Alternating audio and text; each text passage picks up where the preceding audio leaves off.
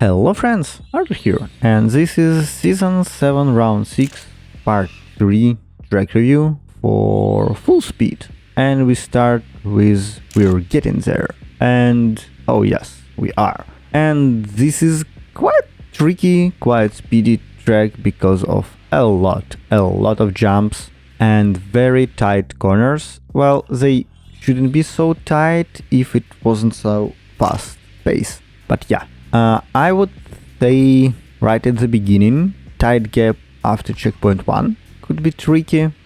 Then checkpoint 2, if you go higher, you can fly over the checkpoint, so be careful. And then jump to checkpoint 3. If you will do the correct angle, you can land smooth on a hill. If not, you will be bounced, as I am. And then probably the best way is to have enough speed to have this enormous jump after checkpoint 3 to checkpoint 4. And after that, I would say speed become like less critical. You're not so fast anymore, so you easily can go to the finish and it's not hurting you much after that. Cadence. Well, this track is not so fast at the beginning as previous one, which again give you more opportunity, more easier way to steer. I tried several times, but I couldn't find this correct way how to approach the strange jump of checkpoint 1 on a straight. I always bounce my wheels even with arms up, and then I would say it's very wide, very predictable track, so you see where you need to go, you can react on anything.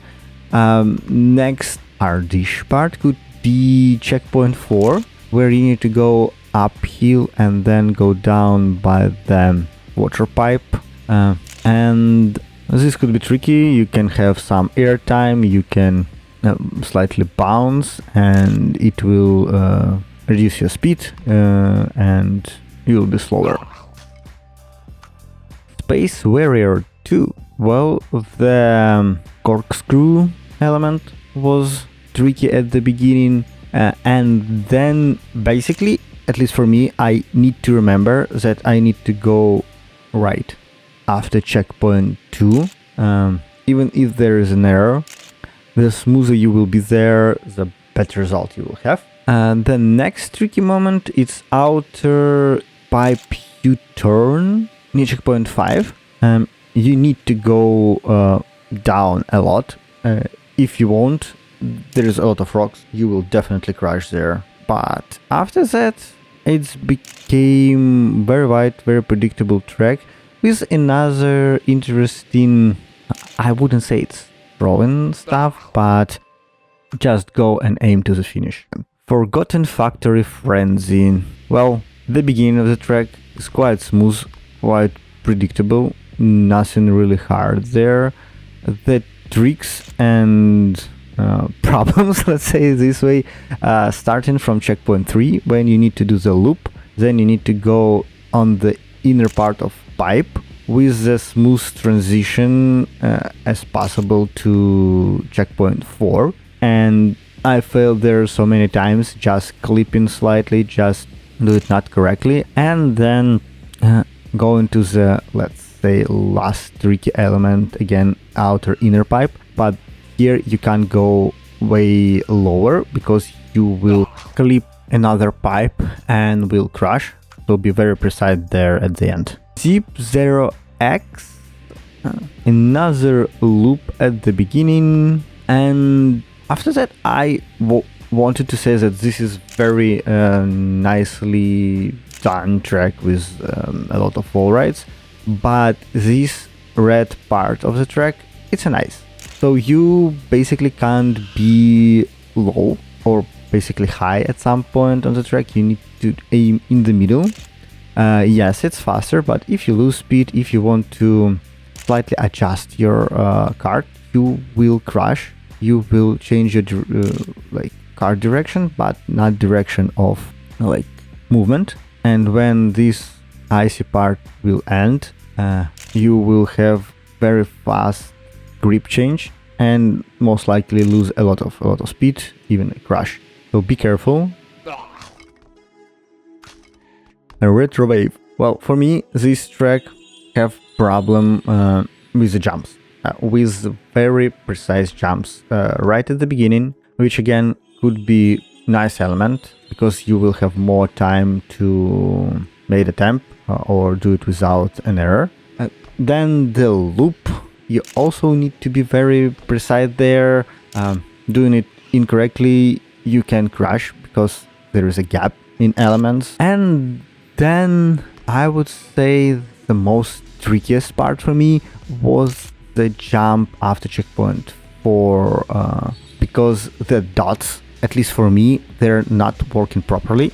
You need to aim slightly left, because if you do the dots as after wanted with speed that I had, I overjump it, even without arms up. I overjump it, and I have very small gap on the track to steer, which means that I need to steer even more, even harder, and losing speed there. So yeah, be careful. And last element, checkpoint 6, 7. Yeah, I know. Are really tricky. The way the problem is checkpoint 7. You can, depending on your trajectory, skip it, fly over it, bounce off it. So this is a very tricky place. Be very, very careful. Head first into the valley. If I'm not mistaken, this is a first intended first-person view track. And for the track itself, I would say several hard elements for me was this tiny transition from checkpoint 3 to 4 in the loop. They're not like straight loop, so you can slightly clip there, bound there. Then the loop on checkpoint 5, it's way sharper, and you need to go on the another trajectory transition.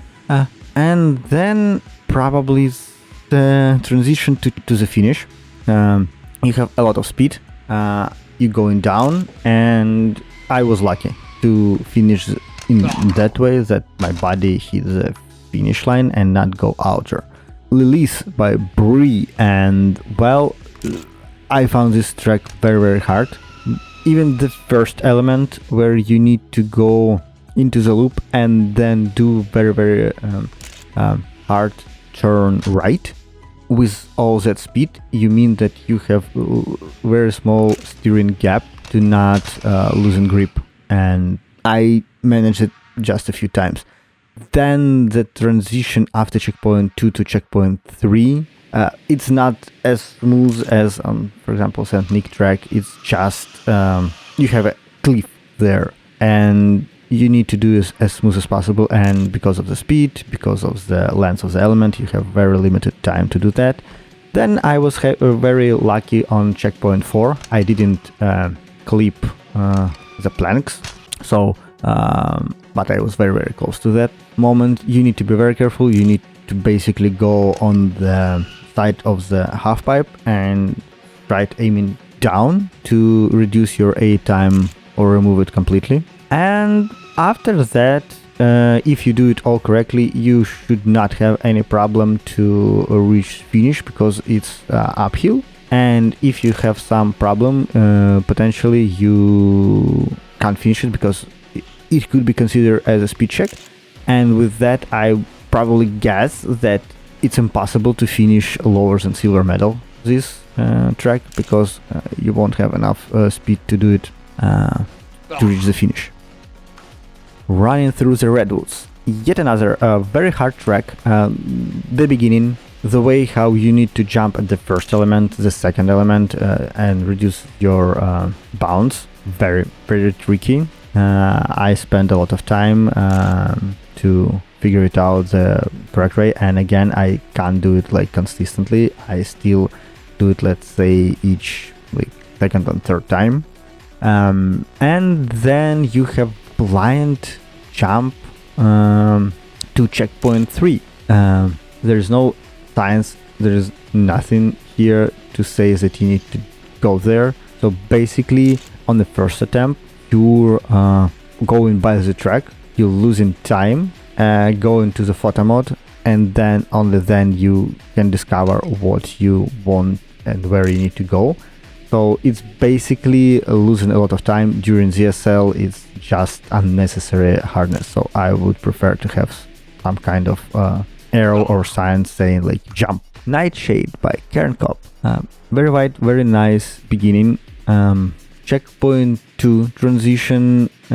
You want to go slightly up on the half pipe and aiming down. Again, just to reduce your airtime or remove it completely. And overall, all this track build on the idea that at any point of time you can slightly jump, bounce on the track and receive airtime, which again not crucial for the like rushing, but it will definitely impact your speed, your time at the end. So be very careful.